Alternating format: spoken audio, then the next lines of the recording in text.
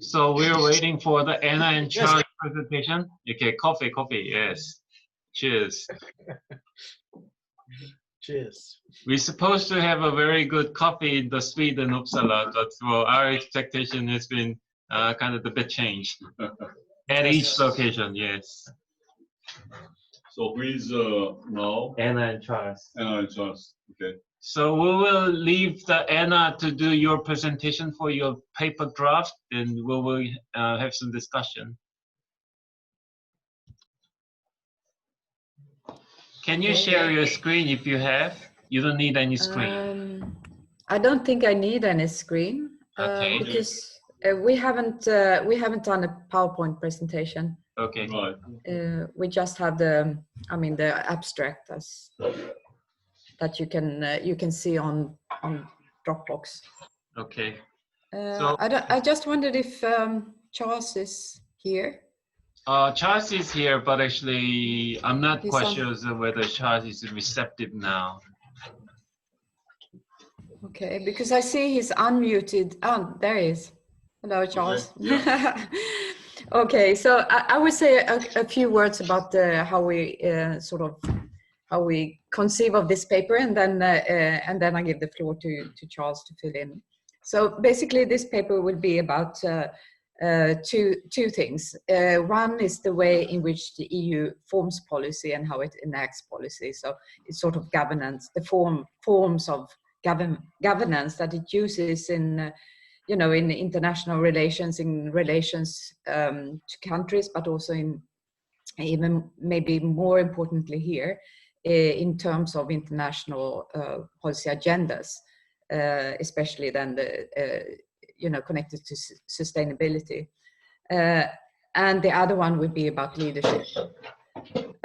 So the EU's leadership when it comes to this kind of broad overarching policy goals, that is sustainability and the fight against climate change. So the idea is that we'll use previous research and the literature on how the EU sort of deals with these kind of broad policy agendas, behaved, and the way in which it has acted when it comes to the broad-based sort of international organizations in the UN. There we have both the negotiations on the Sustainability Development Goals and on the Climate Change Convention. And then how it ties in those kind of overarching goals, both in its internal policies,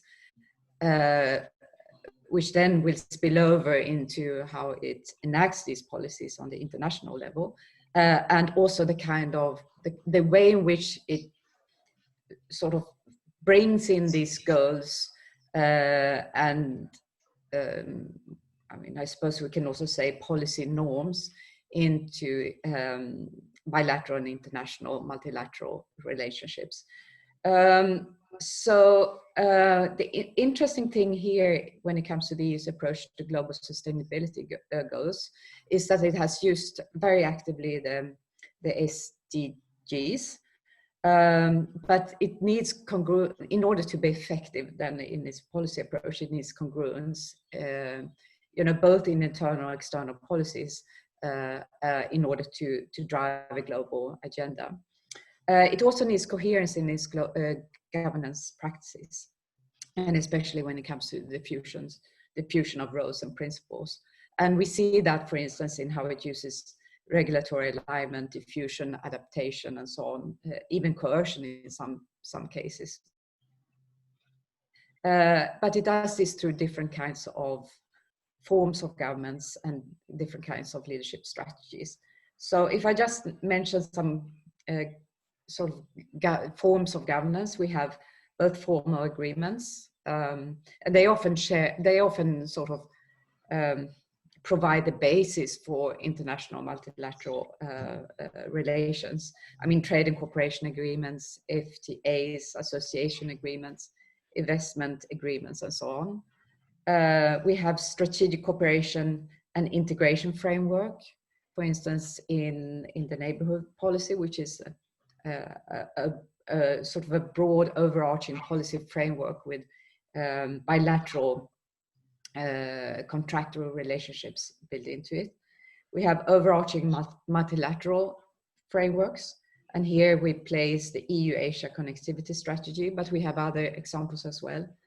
For instance, the joint EU-Africa strategy and so on.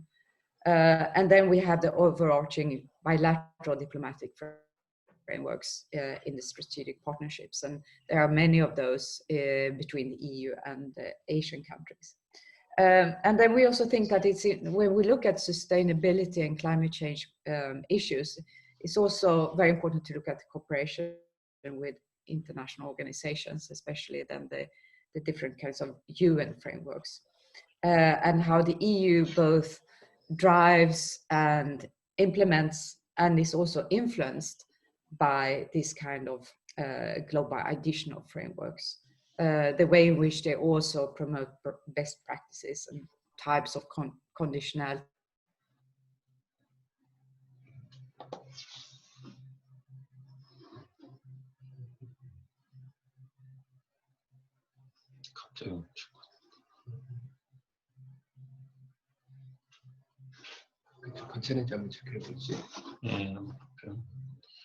Can you hear everybody else? The floor to Charles. Okay, thank you, Anna. I thought that was a very good and comprehensive presentation of what our plans were, and I don't have that much more to add. I was happy to hear in Sebastian's introduction the leadership focus. I think that's an important one, and I think it's useful to conceptualize what the EU is doing here, this idea of mobilizing others for a purpose, and this idea of this as a connectivity regime. I think we can think of this very much in terms of a collaborative governance project where the EU is trying to mobilize Asian partners to create connectivity arrangements that in a way that aligns with its visions for how the world should be organized. And I think it's pretty easy also to map this in terms of the different leadership strategies. So we see some clear modes of idea-based leadership, this directional or leading by example mode of leadership, and then finally this resource-based structural leadership, which is both about using financial tools and mobilizing resources, and as Anna said, it can even sometimes be coercive. So that's the plan for this paper, is to look at those moves and analyze it in connection to this connectivity strategy. Thank you. So comments and questions? Okay, Sebastian? Yes, well, thank you for your presentation. Leadership, is there a specific concept of leadership that you have in mind? I mean, this typology of idea-based, directional, and structural leadership. Are you referring to whom are you referring here? I mean, when I hear structural leadership, I'm thinking of Oren Young. That's exactly what we're referring to. Yes, but he's using individual leadership and entrepreneurial leadership as well. You're not referring to those two. Why so? Yeah, there's a lot of different labels for what essentially are very similar modes of leadership. Yeah. So I think that a lot of it is traced back to Oren Young, but there's a lot of other research that's been done on leadership since. So, I mean, you have Ramiel Malms, and then you have Uderdal in Norway, and a lot of other scholars working on EU leadership. I've mostly done leadership with regards to climate negotiations. And then there is, of course, a debate about whether when we talk about leadership, whether we're talking about individual people or whether we're talking about collective actors. But there has actually been a lot of work looking at collective actor leadership, and there's a rich literature on EU leadership in particular, in trade and climate negotiations primarily. And the terminology we use is pretty established in the literature, but of course there are other labels as well. But I think that so generally speaking, entrepreneurial leadership is a type of idea-based leadership or ideational leadership. Mm-hmm. And then structural leadership, some people label that as resource-based leadership. Directional leadership, that's sometimes called leading by example. And there's another type of leadership the literature often talks about, which is instrumental leadership, which is trying to forge alliances, solutions to particular types of negotiating problems. Mm-hmm. Mm-hmm. Yeah, well, thanks. So, anybody else? May I raise a few comments and questions? I'm also curious about yes, well, actually I have 2 points. One is the same one about the leadership side. So the leadership may have kind of many different dimensions, the market leadership or kind of diplomatic or normative leadership in the multilateral setting. And so to some degree, we have to set the scope of the leadership. Are you mentioning about the market or industry side, or UNFCCC, the Paris Agreement, and the United Nations, and this kind of specific specific institution? Otherwise, the term, I can understand. I can definitely understand what you are focusing on, but sometimes it may go never-ending. The question at the beginning stage, what do you mean by leadership? Why leadership is necessary? Is a preset leadership, self-claimed leadership, or some kind of registered, approved leadership? So the term itself, need to be somewhat more clearly, explicitly defined at this moment. And the second question is, basically we are talking about EU-Asia connectivity. So still, I think the core, the focus is connectivity. And where in your paper, where we can place or find the word Asia and connectivity? You are mentioning European leadership in the climate change and SD governance, but what kind of implication, what kind of the connection this discussion will have with the actual connectivity with Asia? Sure, okay, there's a lot there. I'll start with, first of all, yes, I agree that it's necessary to define leadership. We'll have to do that. I mean, the conventional definition is the power to orient or mobilize others for a purpose. And here we're focusing on some particular purposes that the EU has articulated in its communication strategy for EU-Asia connectivity, zeroing in particularly on the environmental sustainability issues and then climate change. And then the question about, is this self-proclaimed leadership or not? Yeah, I mean, this of course is to a certain extent self-proclaimed leadership. Now, one of the objectives of some leadership studies is to sort of try to figure out to what extent is leadership effective. I don't think that we're going to be able to do that in this case. And there's different ways of looking at that. So we had the discussion before about effectiveness.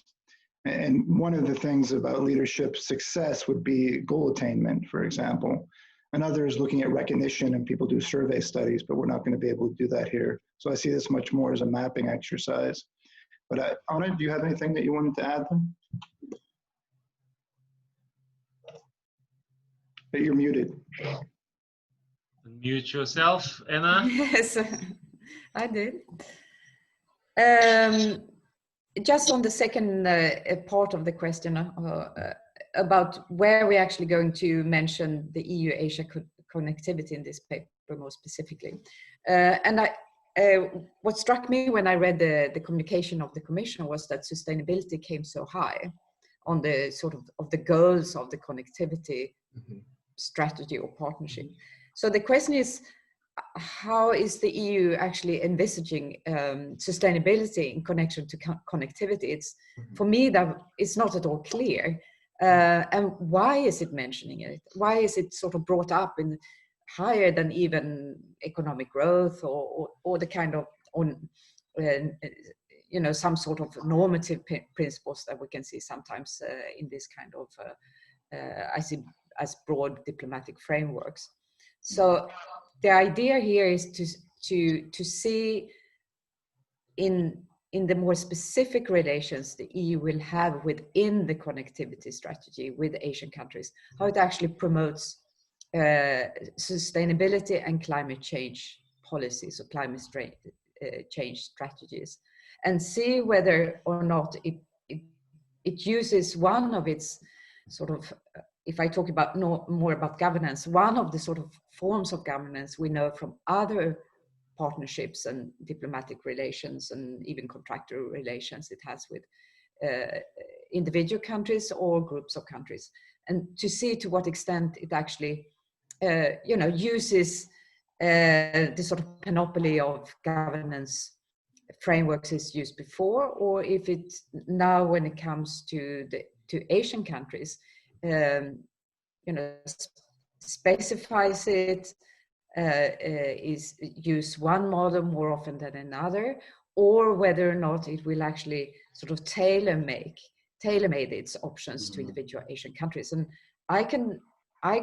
my suspicion is that it actually tailor-mades the governance approach to the different Asian countries, because it would make no sense of having the same approach to Japan, for instance, or South Korea, where it has an association agreement, than what it has towards, for instance, Vietnam or some of the other sort of a little bit less economically developed Asian countries. So the idea there would be to sort of look at a number of specific, and I hope that there are already specific projects with countries in Asia, and see in which way the EU devises, I mean, which kind of governance frameworks it actually uses. And so I think that is the aim when it comes to the governance side of this paper. And what is true is that we see it from the EU perspective. We don't see it from the Asian perspective.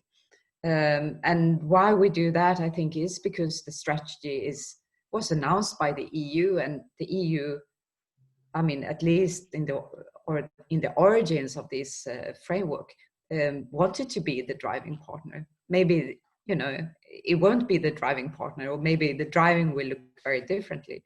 But I think for us, it's quite natural to start from the EU perspective and see what kind of activeness the EU actually develops in this EU-Asian connectivity strategy. I don't know exactly what happened in EU-Japan relations, especially with the FTA negotiation. But in case of EU-Korea FTA, the agreement contains one chapter on sustainability. So this is probably one of the vehicles of the European Union to export values. Right? So probably you can check some FTAs concluded by the European Union with Asian countries, because this is EU-Asia connectivity, whether the FTA agreements contain the sustainability chapter, and also what kind of treatments there are, right? So probably that's one comment, recommendation. Yeah. Yes. And is there any kind of something like a scoreboard of sustainability and climate change? So I mean, how the countries are evaluated about the sustainability and climate change actions. So if there are something like a scoreboard, then probably you can bring it and show how well the European countries or EU member states have performed in terms of that, and comparing with Asian countries. So then there is some room for action by the European Union to transmit the values. If it's accommodated in your paper. There is a UN-based scoreboard for sure. Yeah, I guess the challenge would be this introduction, this synopsis sounds like more of the conceptual approach, but what Professor Park was mentioning was like how empirical this study can be with some tangible or measurable project and some numbers and figures. Yeah. So it's up to you. So whether or not and how to accommodate. Just, I mean, one way is, as you have already mentioned, is to do some case studies. And Japan, certainly because of the partnership on EU-Japan partnership on sustainable connectivity, that is That's right. I mean, that is something that could be done, I think, very well. So if you and then you could also look at ASEAN and just at ASEAN's connectivity strategy, their sustainable in how far sustainability aspects play a role and how that links up with it. So you have, I think it's possible to do some case studies, 1, 2, 3, yeah. So, okay, friends, let's go over to other people. Thank you. Thanks a lot. Okay, so Professor Lee. Yeah, I guess the next topic will be energy, because somehow I raised the question because climate change and sustainable development issues are closely related with the energy agenda. So somehow I was curious how the climate change issue and energy issues will be dealt in this project. So I also thought about to what extent I will go to the conceptual level and to what extent I should go for the empirical level. But oftentimes I'm envying the climate change part because, well, there are some track record, the climate change negotiation, Kyoto Protocol, and the road to Paris Agreement. So there might have been some more kind of the discourse and the concept available for the climate change side, but for the energy side, I think it will be more relevant to go to the empirical side, because energy agenda is a rising field, and energy connectivity between EU and Asia will be technically it's very remote agenda, but actually in the EU's connectivity project, energy interconnection and energy connectivity had been mentioned quite with substantial highlights and emphasis. So I think it's a fair topic, fair agenda, but this is a rising agenda, and it should be to some degree a future-oriented agenda instead of the analyzing the past. So I brought the table of contents, and I will start with a brief survey of a new global, the landscape of new global energy market and energy governance. So the U.S. shale gas from sellers market to buyers market, and also energy transition, and which is related also with with climate change and sustainable development. But I'm trying to kind of separate the climate change and SD as much as possible. Somehow I want to make, I may mention, I would certainly mention, but I would try not to overlap that much. And I will also mention the EU's Europe's initiative of connectivity toward Asia, and so the energy part of connectivity project, and also Asia's outreach to European energy market as a background. And then in the second part, I will move to the energy profile in Asia. So both conventional side and energy transition side. And well, I may also briefly mention, well, I will focus on China, Japan, and Korea, but I will also mention briefly on the ASEAN side, because somehow as a regional entity, they are also discussing the energy market, well, not integration, but the coordination. And for the European, with a similar length, well, I will also briefly survey the energy profile in Europe. And so I will focus both the similarity in the same framework, the energy security side conventional, so the gas market integration, and also the gas import, oil and gas import from Russia. And so essentially energy union, some like the kind of technical part of and market side of energy union will be mentioned.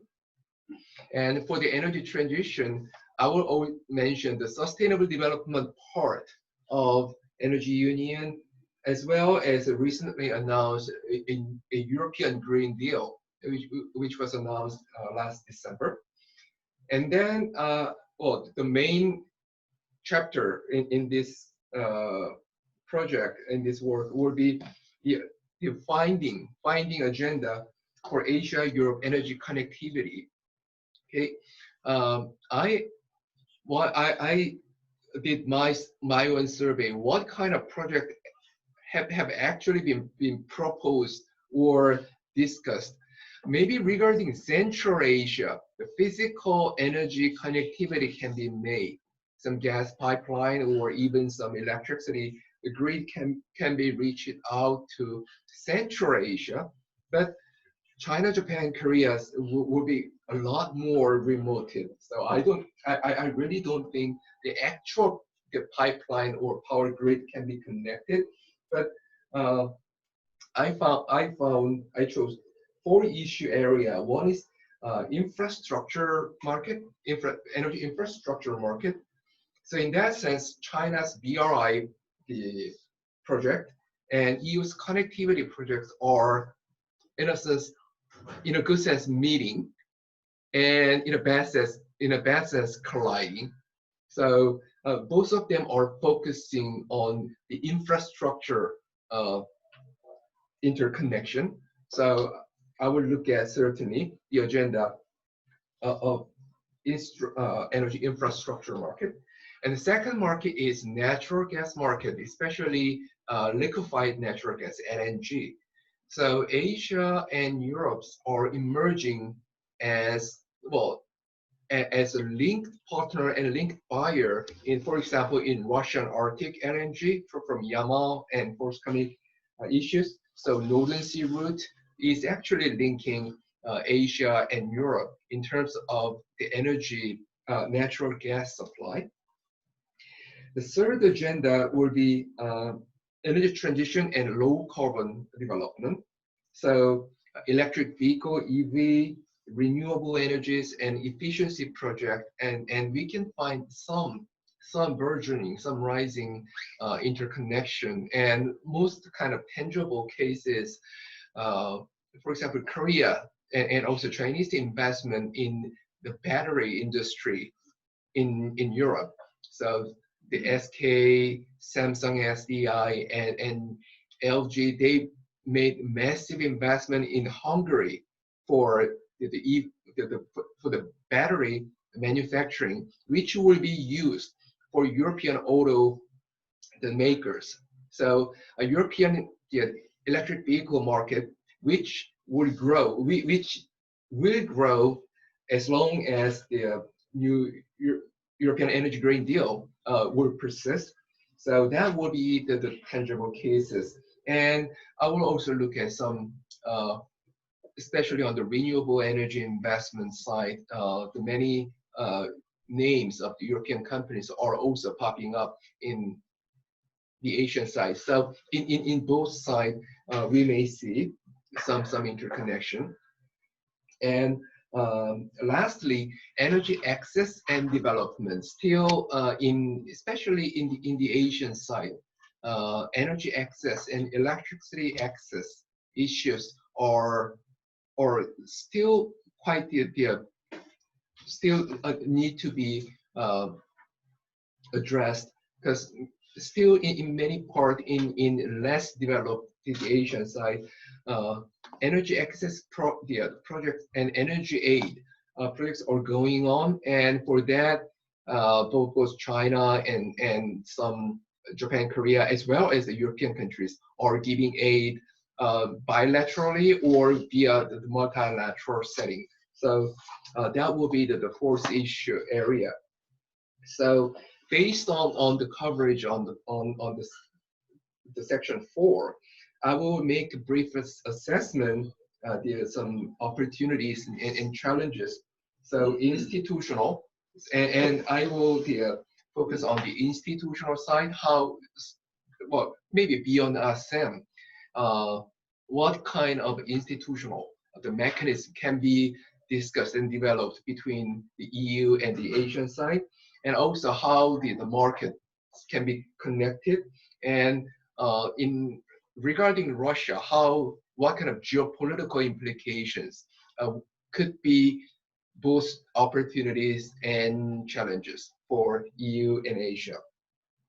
And then I may conclude, I will conclude with a task for further cooperation, including the energy, well, the building the next stage energy governance based on more sustainable development side, as well as more market and the market and legal framework based the energy governance. So I may wrap up going back to what I have mentioned in the introduction. I will wrap up the discussion with another brief touch on the future, the prospect of EU-Asia connectivity, energy connectivity. So this is my the framework of my paper. Thank you. So colleagues, any comments or questions?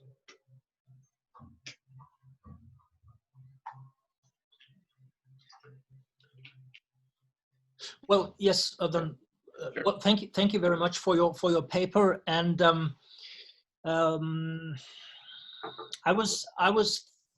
mean, again, there are so many variables, right? And the challenge is how to come up with a framework that allows for more focus. And I was thinking that maybe, as you have already mentioned here, that is Europe's initiative of connecting towards Asia, right? In your introduction, in the connectivity strategy, there is this reference to regional energy connectivity platforms that the EU should promote. That is both between and with partners in Asia. Maybe that is a concrete, so to speak, point of reference where you could look for specific empirical cases that could then be discussed. Because since the EU is so specific in this, with this recommendation or idea to come up with these energy connectivity platforms, you could analyze in how far this is still viable and feasible, since the energy, since this all is based on, since all this is supposed to be market driven.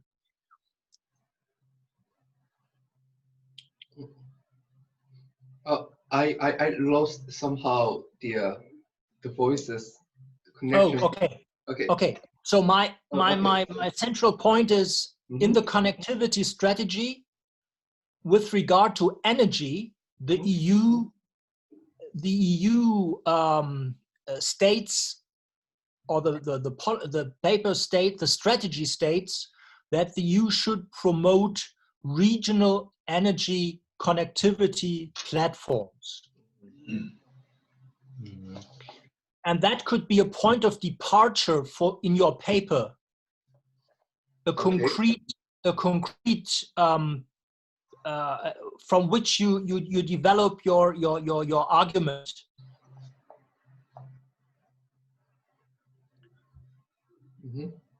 All right. Somehow there. So main message was. Main message was well taken. Yeah. So certainly I will.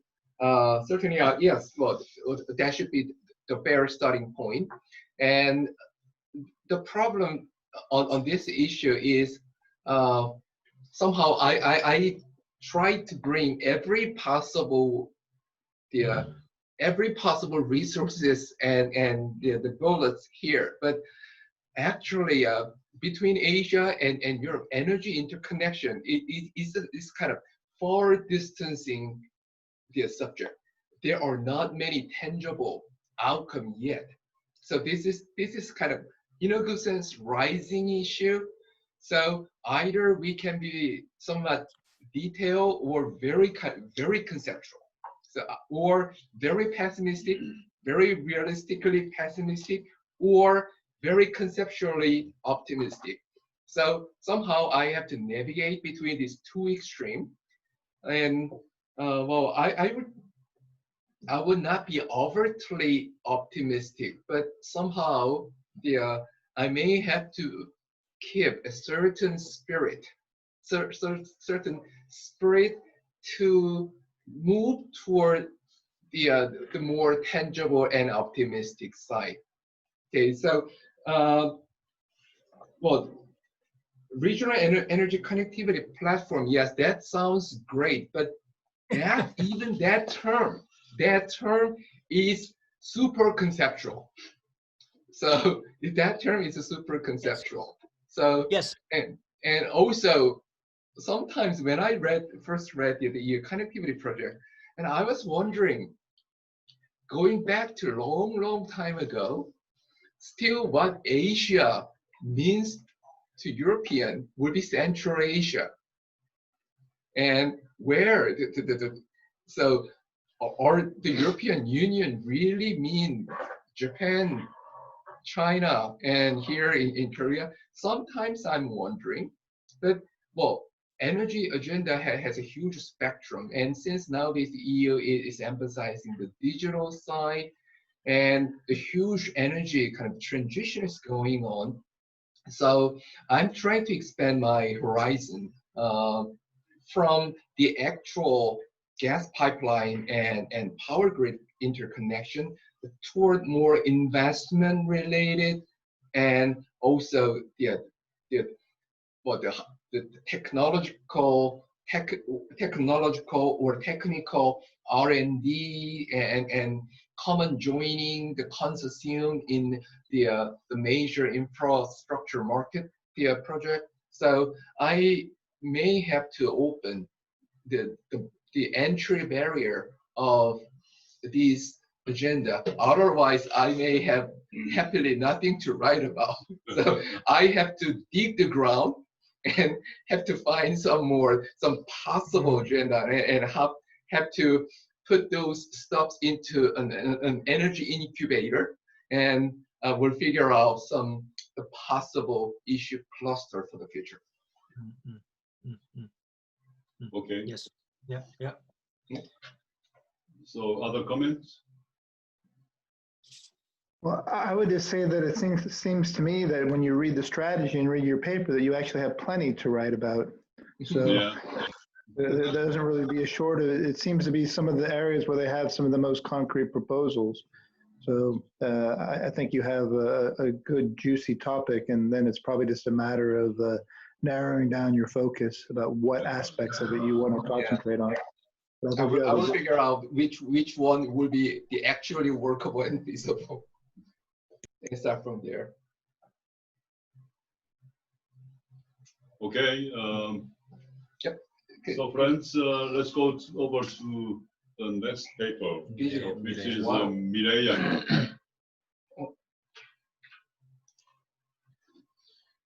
Mariah, can you share your PowerPoint? I cannot hear you. Please Unmute your yourself. microphone. Unmute yourself. Now, can you hear me now? Yes. And can you see the PowerPoint? Not fully. Not fully.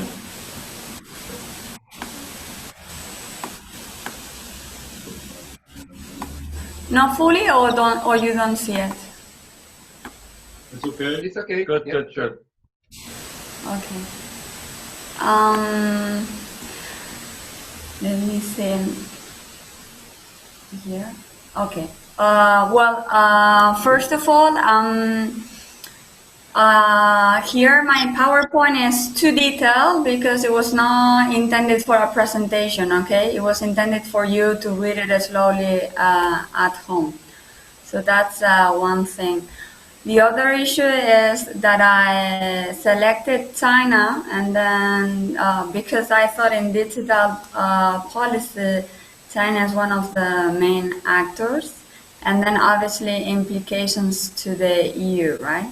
Now here, when you see the outline, this is an initial structure that I thought, and it was a little bit the result of the research.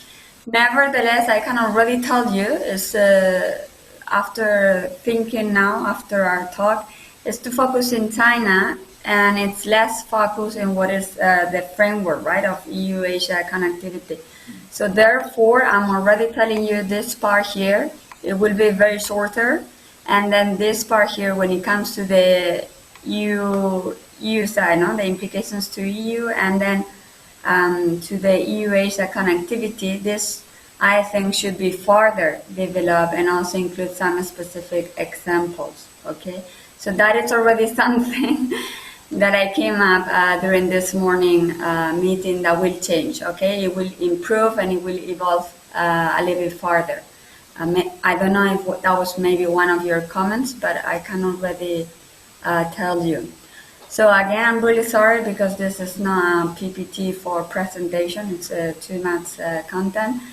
But basically, what I was thinking, the idea is within China, it's a bit, I thought it was a bit confusing and based on the literature, right? It was a bit confusing in terms of the policy making and what is actually this digital plan or digital policy. And then when it comes to the actors involved, right? So because of that, I came up first with two types of exercises that could be within this empirical work. So one is focus on the identification of the actors, state and non-state actors, to understand this policy-making process. And then the other one, when it comes to the policies, the typology of policies will be the result, right? But when we talk about digital policies, what are we talking about, right? Because in the literature is quite confusing in terms of which digital policy are we talking or are we referring to. So I spent too much time doing these two exercises. That's why when it comes to the implications to the EU or within the EU-Asia connectivity, there is less content in this presentation. Nevertheless, good thing is we have a lot of time to improve it. So because the time is very short, I will just mainly briefly explain you what I was thinking now. So first of all, in the analytical framework, as I mentioned, the terminology I don't think is very clear or comprehensive. So I thought it had to be defined when we talk about digital policies, the type of policies we are mentioning. So that in terms of conceptualization, I thought it was very important. Then in the first exercise, which is like a mapping of actors, and then to describe the policy-making process. So here there are some main ideas that I got after the research. Basically, in this specific field in China, it's becoming very centralized, it's becoming very institutionalized, and nevertheless, because it's a very technical and novel sector, there's always some room for non-state actors, especially when it comes to consultation, for the final decisions. Here, again, we don't need to go through, but because I thought you were going to read it at home slowly, I just put the first results of this mapping. And in this table and the next slide, these two tables, as you will see later on, it's mainly identification of state actors, okay? The non-state actors, the private sector, is not yet finalized. So this is our first mapping, and it's quite complex, I would say, in the case of time. Then same thing for the second exercise. So the second exercise was tracking the policies or the plans or the strategies related to digital aspects, right? And based on the terminology, based on this concept that we define on digital policies, what are the digital policies, right?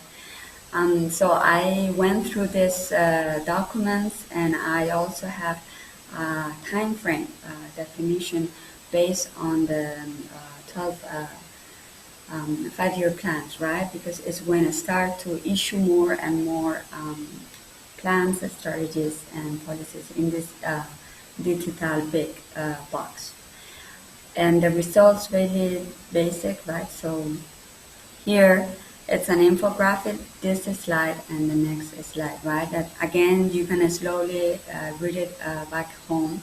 But what I try to do is to have a comprehensive understanding of what could be within these digital policies, right? And then identify them for years and then categories.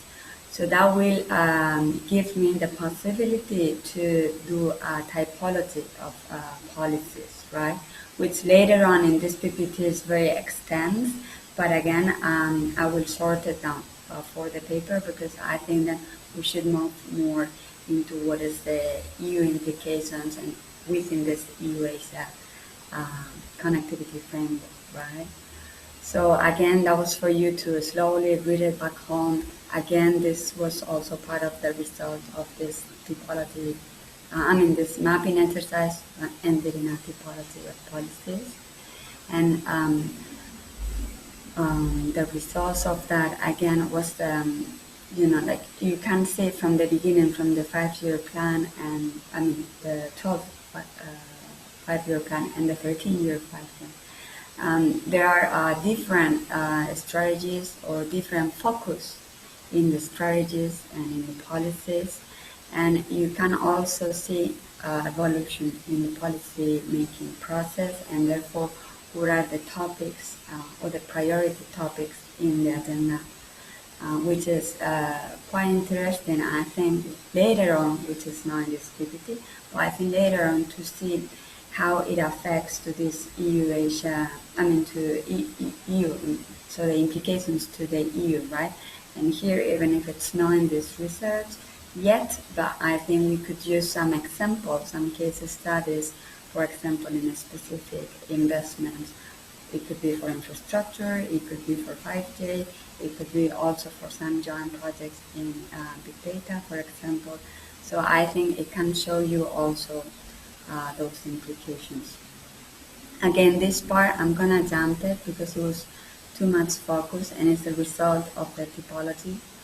And then this will be the part that really needs to evolve. So as you can see, I added two aspects here that they were not before, because I do agree with all your comments during this morning that the COVID-19, this content should be included as well, particularly for digital policies, right? I think that this component with, obviously I didn't think about it before, but I think it should be reflected as well, because we are living somehow in digital times. Now, I didn't have the time enough now to think on this. However, since the mapping exercises, which are very time consuming, are more or less finalized. So I think I have time enough now to focus in this side, right, in this part of the research. And that's very briefly, right, the idea of the paper. Thank you. So let me see if I can. Comment, please. Okay, I'll start my the comment at the same time. Well, this is great topic, and it's especially in this the COVID-19 context, kind of digital interconnection between EU and Asia. Well, this is actually the real example of digital interconnection. So I guess the connectivity can really move ahead beyond the physical connectivity to the digital side. So in that sense, it is really promising and fertile field. But regarding this digital agenda, what I'm also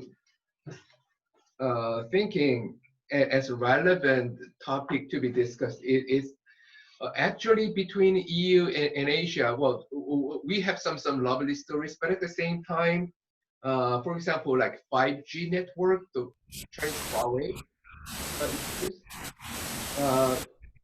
China it has been pretty aggressive in launching their business in many countries in Europe. So this kind of the sometimes grow some conflict, or either legitimate or illegitimate tension between the two parts, both for EU and Asian side. And another agenda will be cybersecurity.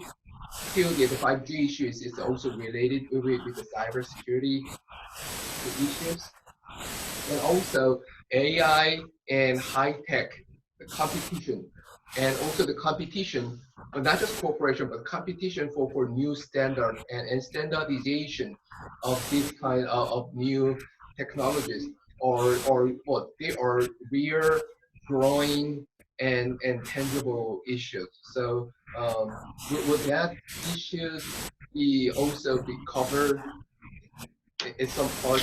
Yeah, that's what I meant, right? When I said at the beginning that so far what you have, it was too much focus on the Chinese side, right? But then when it comes to the EU's implications, then we can do case studies.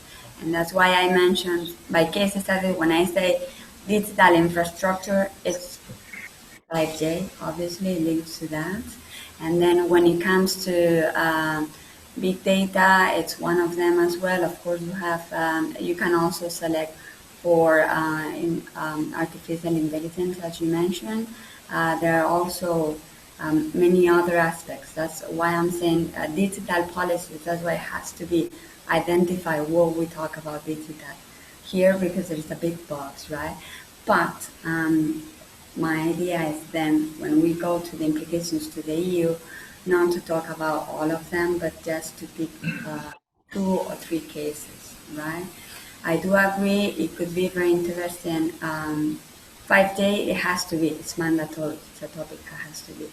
cybersecurity, for me, I don't find it that mandatory for several reasons. One is because there's a lot of literature working on that already. So I don't think it's that novel. It's not that, but obviously there is always new things, right?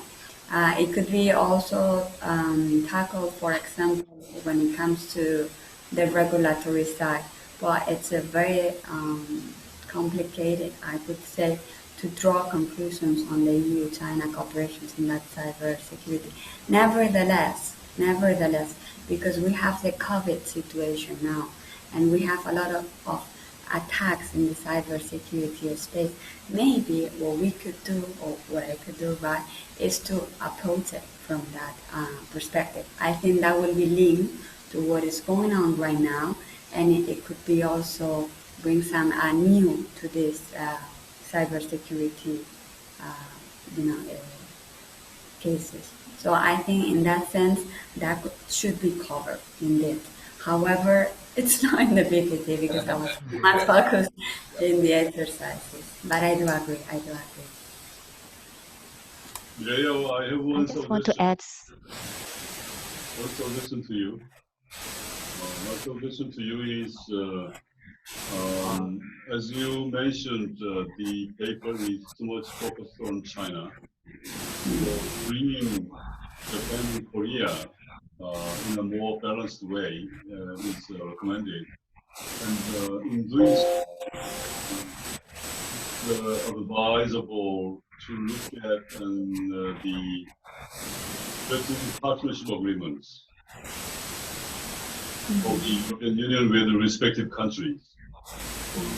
In strategic partnership agreements, they are stipulating the future agenda for cooperation with these countries, C and J and K. So in there, probably you can find some digital sector or flows. There they may have deployed or they may have presented a few agenda bilateral cooperation, and then probably you could, especially in this digital area, probably the degree and the depth of cooperation between EU, China, Japan, Korea could be different. So commonalities and similarities could be found there, identified.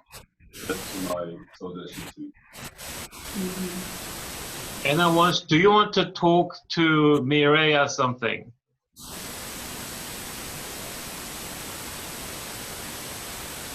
Yeah, I had one comment, if we have time. Yeah. And just to tell you, Maria, I think it's a really important subject you have. I'm really pleased it's included as a chapter. I was just wondering about, because you mentioned in the slides that you are going to use role theory, but this is still very much a policy analysis. Yes. So I just wondered how you're going to make, how you're going to construct that bridge, and I suppose it has to be constructed through Chinese foreign policy and the digitization of that, which is, I think, it's a very fruitful way of going, because then you can connect it to lots of different things.